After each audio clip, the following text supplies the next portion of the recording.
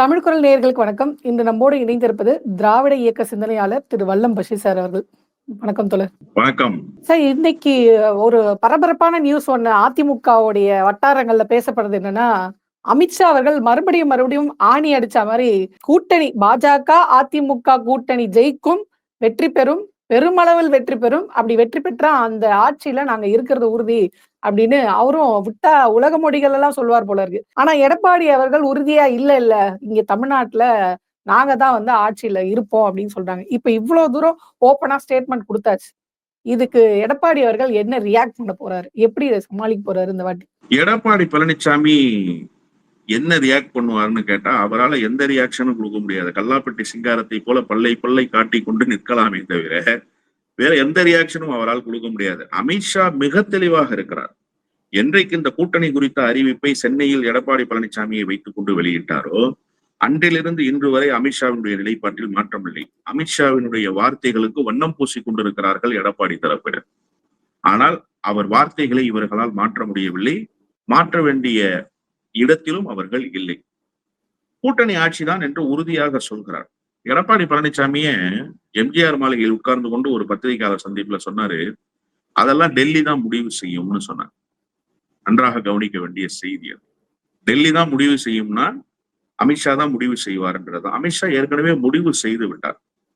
பிடி அமித்ஷாவினுடைய கையில் இருக்கிறது.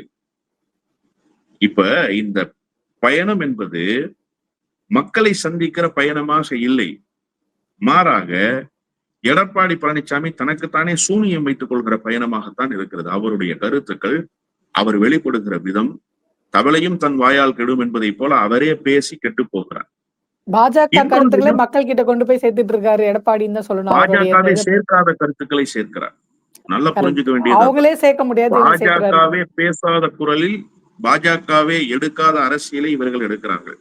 பாஜக இங்க RSS ராஷ்டிரிய சுயம் சேவக் எடுபடாதுங்கிறதுனாலதான் இந்து முன்னணியை தோற்றுவித்தார்கள். புரியுதா உங்களுக்கு? ஏன்னா இங்க இந்த மண்ணுக்கு ஏற்ற மாதிரியான அரசியலை பேசணும். அதுல இருந்துதான் இந்து மக்கள் கட்சி.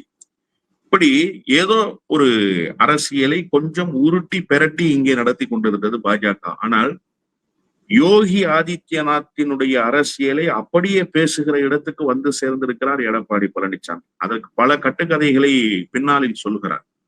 நேற்றைக்கு கூட பார்க்கிறேன், 1000 ரூபாய் தேர்தலுக்கு பிறகு கொடுக்க மாட்டாங்க. அப்ப இதுவரைக்கும் கொடுத்தது யார்?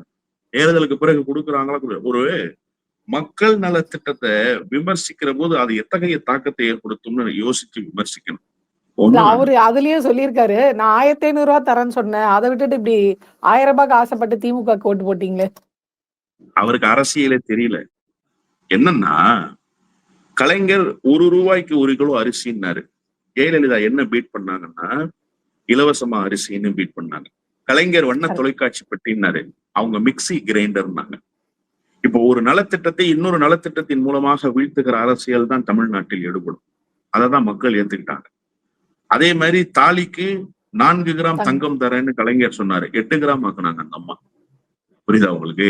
10ஆம் வகுப்பு தேர்ச்சி பெற்றவர்கள் திருமண வயதை அடைகிற போது, திருமணம் நடைபெறுகிற போது திருமண உதவித்தொகை 10,000 அறிவிச்சார். திருமண உதவித்தொகை 25,000 அறிவிச்சாங்க. அதே போல மகப்பேறு காலங்களில் அரசு ஊழியர்களினுடைய விடுப்பை 2 மாத காலமாக அறிவித்தார் கலைஞர். 90 நாட்கள் 3 மாத காலம் என்று அறிவித்தார் அம்மையார் ஜெயலலிதா. இப்படி நலத்திட்டங்களின் மூலமாகத்தான் வீழ்த்தினார். நீங்க என்ன சொல்லியிருக்கணும்? நியாயமா 1000 ரூபாய் அறிவித்திருக்கிறார்கள், 1500 ரூபாய் அறிவிச்சேன்னு சொல்றீங்கல்ல. இப்ப நான் ஆட்சிக்கு வந்தால் 2000 ரூபாய் தருவேன்னு சொல்லியிருந்தா எடுபட்டிருக்கும் மக்களிடத்துல. நீங்க மறைபொருளாக இன்னொரு செய்தியை சொல்றீங்க, தேர்தலுக்கு பிறகு தரமாட்டாங்கன்னு சொல்வதன் மூலமாக தேர்தல் வரைக்கும் கொடுப்பவர் ஸ்டாலின் தாங்கிற ஒப்புதல் வாக்குமூலத்தை நீங்க கொடுக்குறீங்க. அப்ப ஸ்டாலினுக்காக நீங்க பிரச்சாரம் செய்யுங்க. அந்த அரசியல் ஒரு புறத்துல இருக்கட்டும். அமித்ஷா சொன்னதுக்கு இவர்கள் என்ன செய்ய முடியும்? அமித்ஷா ரொம்ப தெளிவா இருக்காரு. பக்கத்துல நிக்கிறாருல SP வேலுமணி, அவரு தான் வினயன், வேற யாரும் கிடையாது. SP வேலுமணி தான் இப்போது செக்மேட். யாருக்கு? எடப்பாடி பழனிசாமிக்கு. ஒரு விஷயம், பிரச்சாரத்துக்கு கூட கூட இருக்காருன்னு நினைக்கிறேன். ஆமா ஆமா ஆமா ஆமா ஆமா அவருடைய வியூகத்தின் அடிப்படையில் தான் இப்போது இந்த பயணங்கள் மேற்கொள்ளப்படுகின்றன. கூட்டணி ஆட்சி இல்லை என்று அழுத்தமாக எடப்பாடி பழனிசாமி மறுப்பாரே, ஆனால் ஏன் தொடர்ந்து பாஜக பேசுகிறது என்கிற குரலை ஒரு நொடி பொழுதாவது இவரால் கேட்க முடியுமா? ஒண்ணு வேணும். நான் ஒரு கம்பாரிசனுக்கு வர்றேன். பாஜக அதிமுக கூட்டணி, காங்கிரஸ் திமுக கூட்டணி, இப்படித்தானே அமைஞ்சிருக்கு. இதுதானே தேர்தல் களம். தமிழ்நாட்டினுடைய காங்கிரஸ் கமிட்டியினுடைய தலைவர், அகில இந்தியம் இல்ல, அகில இந்திய முடிவு தான் காங்கிரஸ் கட்சியினுடைய முடிவு, பாஜகவினுடைய முடிவு. ஆனா தமிழ்நாட்டுல எந்த விதமான முடிவும் ரெண்டு கட்சியும் எடுக்க முடியும். நயனா நாகேந்திரன், செல்வ பெருந்தகையும் சேர்ந்து எந்த கூட்டணி, என்ன இடம் அப்படிலாம் முடிவு பண்ணிட முடியுமா? முடியாது. அகில இந்திய தலைமை தான் முடிவு செய்யணும். ஆனா காங்கிரஸ் கட்சியினுடைய தமிழ் மாநில தலைவர் அண்ணன் செல்வ பெருந்தகைய துணை முதலமைச்சர் அவர்களேன்னு சொல்லி போஸ்டர் அடிக்கிறாரு கவி காமு ஷெரீஃபினுடைய பேரை. அந்த போஸ்டர் வந்தப்போ அடுத்த நொடி பதட்டம் ஆயிட்டாரு அண்ணன் செல்வ பெருந்தகை. திமுக ஒண்ணுமே கேட்கல, திமுகவை நோக்கி கேள்வியே எழல. என்ன சொல்லிட்டாரு, நான் அந்த தம்பிக்கு விளக்கம் கேட்டு நோட்டீஸ் அனுப்பியிருக்கேன், இது போன்ற போஸ்டர்களை இனி அடிக்க கூடாது, அந்த போஸ்டர்களை கிழிக்க சொல்லியிருக்கிறேன், என்னுடைய அறிவுக்கு எட்டாமல் இது செய்து விட்டார்கள், இது தவறுன்னு கண்டிச்சிட்டாரு. உடனே விளக்கம் கேட்டு நோட்டீஸ் அனுப்பிச்சாரு. அந்த பையனும் மன்னிப்பு கேட்டு கடிதம் அனுப்பிட்டான் அவங்க கட்சியினுடைய தலைமைக்கு. இந்த பிரச்சனை முடிச்சு வச்சுட்டாங்க. இப்ப இந்த பக்கம் வாங்க, தொடர்ந்து கூட்டணி ஆட்சின்னு பாஜக பேசுது, அதை கண்டிக்கிற இடத்துல அதிமுக இருக்கு, கண்டிக்க முடியல. அப்போ காங்கிரஸ் கண்டிக்க வேண்டிய விஷயத்த திமுக, காங்கிரஸ கண்டிக்க வேண்டிய விஷயத்த திமுக கண்டிக்கல. ஆனாலும் காங்கிரஸே தன்னுடைய நிலை உணர்ந்து ஐயோ அப்படி ஒரு குறையிலே இல்லையேன்னு மறுத்துட்டாங்க. ஆனா இங்க என்ன நிலைமை, அதிமுக இல்லைங்கிறது, பாஜக இருக்குது. இந்த குரலை மட்டுப்படுத்த. இப்ப லீடிங் ஃபோர்ஸ் யாருன்னு நீங்க தெரிஞ்சுட்டீங்களா? இங்க அதிமுக கூட்டணிக்கு லீடிங் ஃபோர்ஸ் யாருன்னா அதிமுக இல்ல, பாஜக. அங்க லீடிங் ஃபோர்ஸ் திமுக தான்.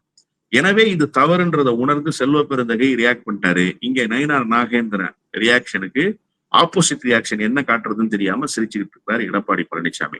இன்னொன்று, அதிமுகவை தோற்றுவித்த பிறகு 3 செய்திகளை சொன்னார் எம்ஜிஆர். ரொம்ப முக்கியமான செய்தி. மொழிக் கொள்கை, மாநில சுயாட்சி, சமூக நீதி.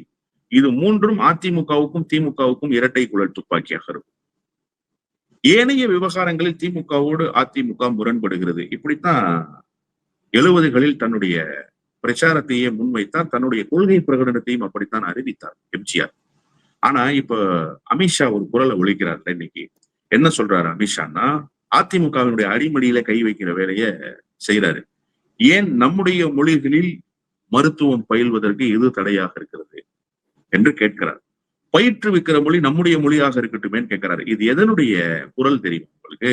வட இந்தியாவினுடைய குரலினுடைய நீட்சி. இந்த நீட்சி இதற்கு என்ன பார்க்கும்போது என்ன தெரியும்னா, ஆமால்ல நம்ம மொழியில கத்துக் கொடுக்கலாமே அப்படின்னு தோணும். சிறப்பு தான்.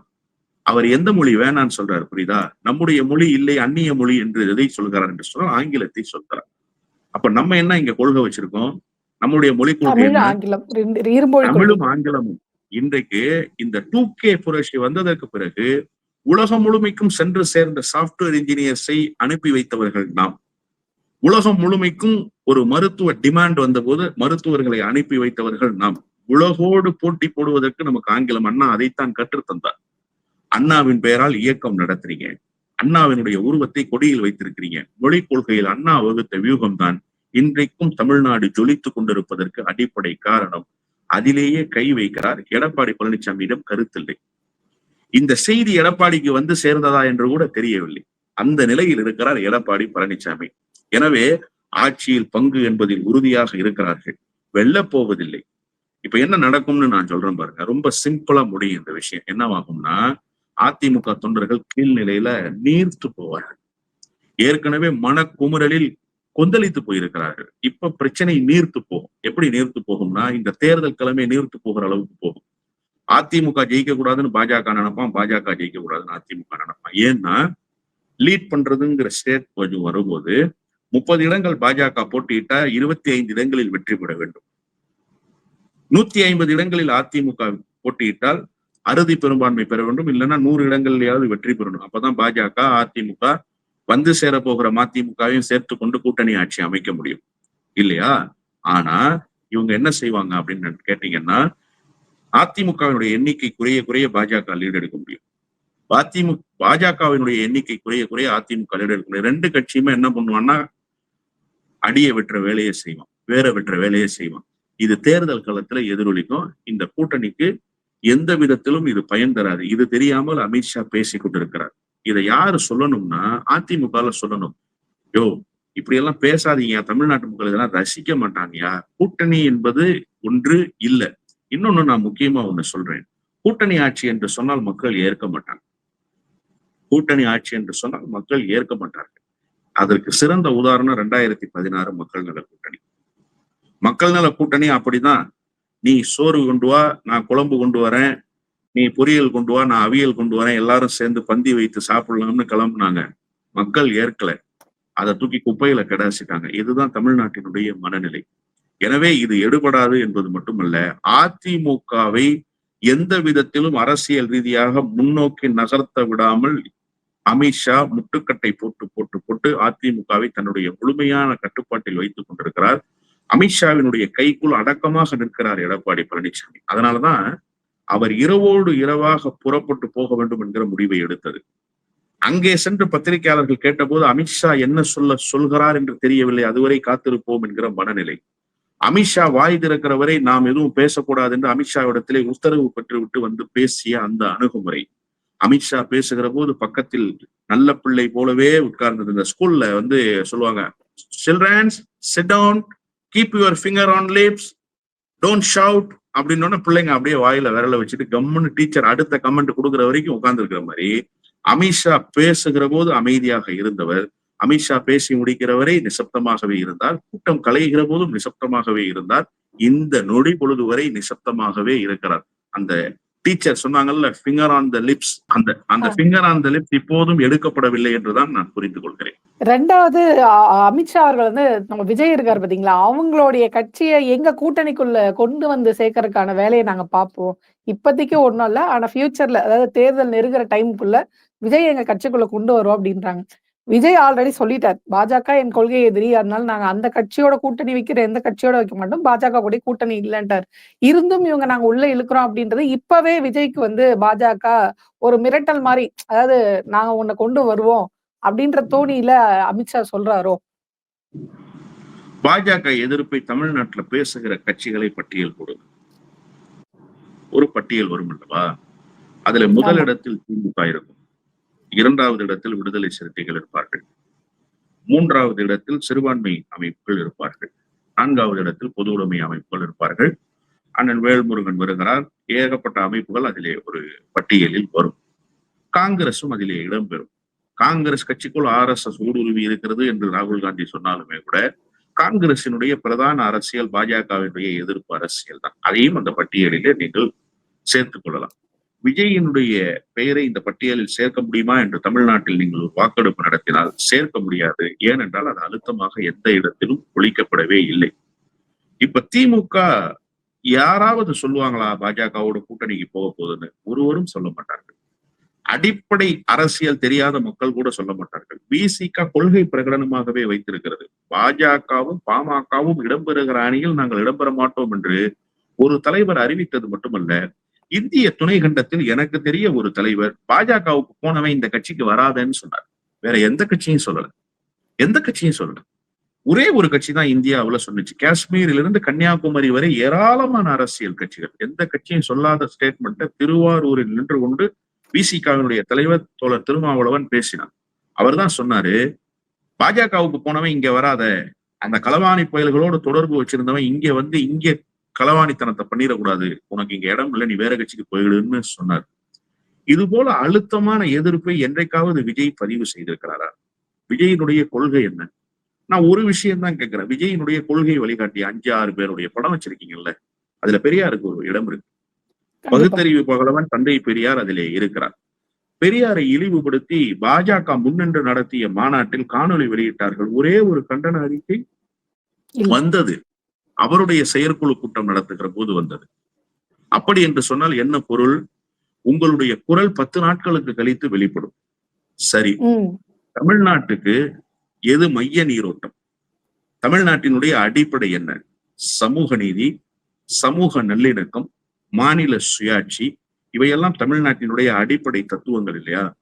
இதுல சமூக நல்லிணக்கம் என்பது தமிழ்நாட்டில் இருக்கக்கூடிய பிரதானமான ஒரு விஷயம். சமத்துவம் பூத்து குலுங்குகிற நந்தவனம் என்று சொல்கிறோம். தீபாவளிக்கு பக்கத்து வீட்டில் இருக்கக்கூடிய மகாலிங்கம் மாமா வீட்டுக்கு போய் விருந்து தின்கிற நவாஸ் முகமது போன்றவர்களையும் நாம் இங்கே பார்க்கிறோம்.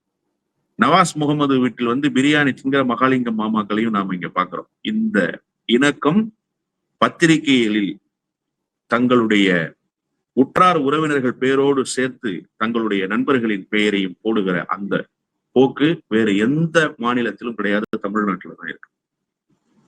திருமண ஒப்பந்தங்களில் சாட்சி கையொப்பமிடுகிற, இஸ்லாமிய திருமணங்களில் இந்துக்கள் சாட்சி கையொப்பமிடுகிற அந்த ஒரு மகத்துவம் இந்த மாநிலத்தில் தான் இருக்கிறது. கிறிஸ்தவ திருமணங்களில் இந்துக்கள் போய் கையொப்பமிடுவதும், தாலி எடுத்து கொடுத்து அச்சதை தந்து ஐயர்கள் நடத்துகிற திருமணமாக இருந்தாலும் சரி, பகுத்தறிவு திருமணமாக இருந்தாலும் சரி, முன்னால் வந்து நின்று வாழ்த்துகிற இஸ்லாமிய கிறிஸ்தவ உறவுகளை பெற்றெடுப்பதும் தமிழ்நாட்டில் தான். இதற்கு வேட்டு வைப்பதற்காக ஒரு வேலையை செஞ்சானே, கந்தர் மலையா சிக்கந்தர் மலையான்னு சொல்லி அடிப்படையை தகர்க்கிற வேலையை செய்தானே, அதற்காக மக்களை திரட்டி வந்து குண்டர்களை கொண்டு வந்து ஒரு மத கலவரத்தை தூண்டுகிற வேலையை பாஜக முன்னின்று செய்ததை, ஒரு அணி திரட்டலை செய்ததை திமுக அரசு கண்ணும் கருத்துமாக செயல்படவில்லை என்று சொல்லியிருந்தால் ஒரு மத கலவரத்துக்கு அங்கே எல்லா விதமான அரங்கேற்றங்களும் செய்யப்பட்டிருக்குமே. உன்னுடைய குரல் என்ன? நீ யார் பக்கம் நின்ற? நீ பாதிப்பை ஏற்படுத்தியவர்கள் பக்கம் நின்றாயா, பாதிக்கப்பட்டவர்கள் பக்கம் நின்றாயா என்பது அல்ல. நீ யார் பக்கம் வேணாலும் நெல்லு. உன்னுடைய குரல் ஒலித்ததா? இல்ல. அப்ப என்ன அரசியல் உங்க அரசியல்? எதை நம்புவது? பாஜகவோடு நீங்கள் போக மாட்டீர்கள் என்கிற உங்கள் அறிவிப்பை எப்படி ஏற்றுக்கொள்வது? ஒரு சின்ன நம்பிக்கை வர வேண்டாமா? இல்ல. அப்போ அமித்ஷா சொல்லி இருக்கிற பாஜகவினுடைய ஸ்டேட்மெண்ட் ரொம்ப முக்கியம். அதெல்லாம் நாங்க பாத்துக்கிறோம், எங்களுக்கு தெரியும் எப்படி கூட்டணிக்கு வர வேண்டும். நீ இவ்வளவு நாள் வாங்கி இருக்கிறிய சம்பளம், இதெல்லாம் என்ன வெள்ளையாக வரவு வைக்கப்பட்டதா? உன்னுடைய ஊதியம் எவ்வளவு? நீதான் வாங்கின காருக்கே வரி கட்டாம வரி ஏய்ப்பு செய்தவனாச்சே. இதெல்லாம் பாஜகவுக்கு தெரியாதா?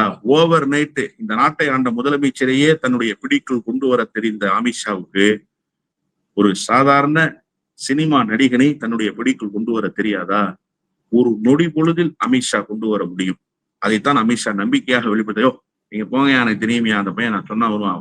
இந்த ஸ்கூல் ஸ்டூடெண்ட்ஸ் வந்து போகும்போது, ஏய் எங்கடா நடந்து போற, ஏறுற சைக்கிள்ல பின்னாடினா கேரியர்ல ஏறி அந்த பிள்ளை படக்குன்னு உட்காந்துரும்ல, அந்த மாதிரி தேர்தல் நெருங்குறேன்னா விஜய் அப்படின்னா அண்ணா இந்த வந்துட்டாங்கண்ணா அப்படின்னு சொல்லி கூட்டணியில ஏறிடுவார். இவ்வளவுதான் சம்பவமே தவிர அந்த நம்பிக்கையை தான் வெளிப்படுத்துகிறார். விஜயால் எந்த முடிவையும் ஸ்திரத்தன்மையோடு எடுக்கிற இடத்தில் விஜய் இல்லை. விஜய்க்கு அந்த அரசியல் தெரியாது. உங்களுடைய இந்த பிஸியான நேரத்துல வந்து எங்களுக்காக நேரம் ஒதுக்கி அந்த நேர்காணல் கொடுத்து தெளிவான விளக்கங்கள் கொடுத்து எங்க நேயர்களுக்கு உங்களுடைய கருத்தை பகிர்ந்ததுக்கு ரொம்ப நன்றி தோழர். நன்றி.